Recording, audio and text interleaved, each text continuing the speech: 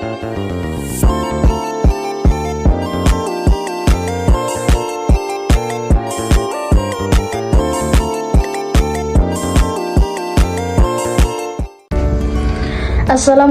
warahmatullahi wabarakatuh.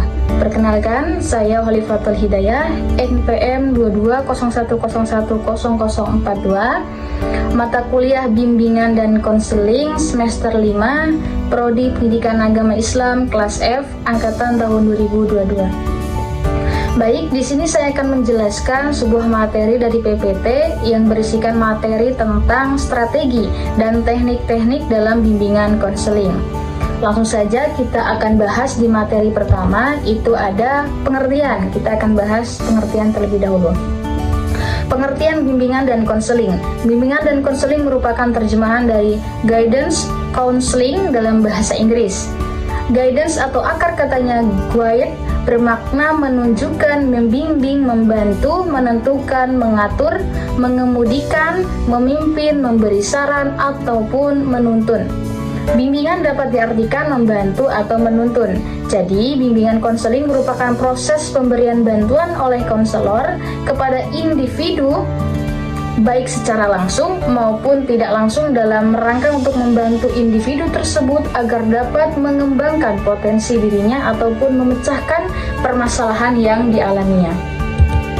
Selanjutnya kita akan bahas mengenai strategi. Strategi pelaksanaan bimbingan dan konseling.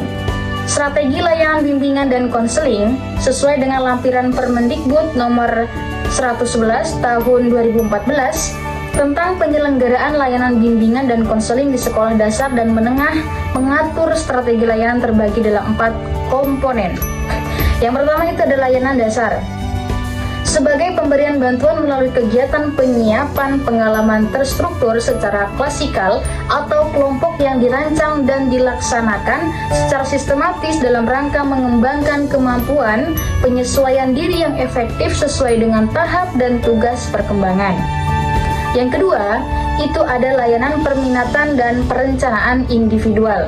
Sebagai bantuan untuk merumuskan dan melakukan aktivitas-aktivitas sistematik yang berkaitan dengan perencanaan masa depan berdasarkan pemahaman tentang kelebihan dan kekurangan dirinya, peluang dan kesempatan yang ada di lingkungan. Selanjutnya yang ketiga itu layanan responsif. Sebagai proses bantuan untuk menghadapi masalah dan memerlukan pertolongan dengan segera, supaya peserta didik tidak mengalami hambatan dalam pencapaian tugas-tugas perkembangan. Selanjutnya yang keempat itu dukungan sistem.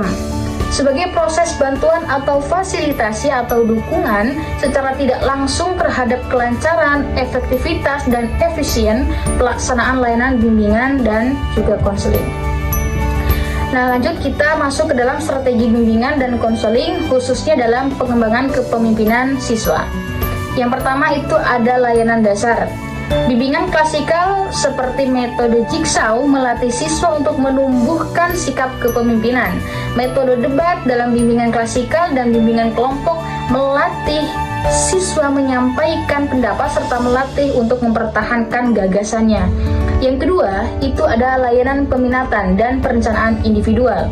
Strategi layanan berupa layanan konsultasi tentang identifikasi dalam pengembangan kepemimpinan siswa.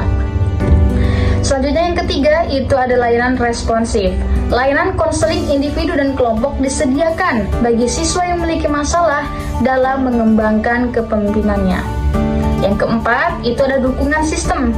Dukungan sistem dapat berupa kerjasama dengan TNI untuk pelatihan baris berbaris, pelatihan soft skill bagi siswa, terus ada latihan dasar kepemimpinan, serta kebijakan lain yang berorientasi menumbuhkan sikap kepemimpinan di dalam diri siswa tersebut. Selanjutnya kita masuk ke dalam teknik-teknik bimbingan dan konseling. Yang pertama itu ada attending. Perilaku attending adalah perilaku yang menghampiri klien yang mencakup berbagai komponen seperti kontak mata, gerak badan, dan gerak lisan. Yang kedua ada empati. Merupakan kapasitas konselor untuk merasakan apa yang sedang klien rasakan. Yang ketiga itu ada refleksi. Dalam refleksi ini, konselor harus memperoleh informasi yang lebih banyak tentang perasaan klien, serta konselor harus bisa menjadi pendengar yang aktif. Yang keempat, itu ada eksplorasi, merupakan teknik untuk menyelidiki sentimen dan persepsi klien.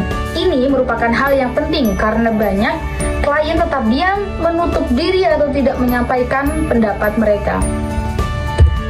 Selanjutnya yang kelima ada menangkap pesan utama, merupakan teknik untuk mengulangi substansi atau intisari sikap klien dengan hati-hati memperhatikan pesan utama klien, mengkomunikasikan kalimat yang sederhana dan juga lugas. Yang keenam, itu menjernihkan. Apa artinya? Merupakan teknik untuk menjernihkan ekspresi klien yang meragukan. Jadi ragu, tidak pasti, tidak jelas, dan cukup tidak pasti tadi. Ini dilakukan agar klien dapat menjelaskan dan merinci apa yang dihadapinya. Ini teknik menjernihkan. Selanjutnya ada yang ketujuh, itu memberi nasihat. Konselor akan menawarkan nasihat dengan asumsi klien memintanya, terlepas dari apakah klien meminta bimbingan. Konselor harus mengevaluasi kembali, dievaluasi semua, bagaimana keadaannya, maukah diberi nasihat, seperti itu. Yang kedelapan, menyimpulkan. Ketika selesai melakukan proses konseling, konselor menyimpulkan hasil dari diskusi konseling tersebut, ya. Jadi antara konselor dan juga klien atau siswa tadi. Kemudian menanyakan kembali kepada klien atau siswa tadi, apakah ia merasa puas dengan hasil konseling atau kurang, atau justru belum paham, atau belum puas tadi.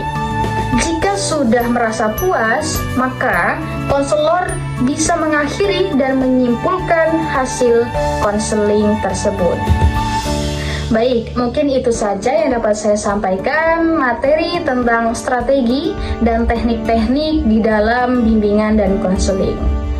Cukup sekian, jika ada salah-salah kata saya mohon maaf, dan terima kasih. Thank you. Wassalamualaikum warahmatullahi wabarakatuh.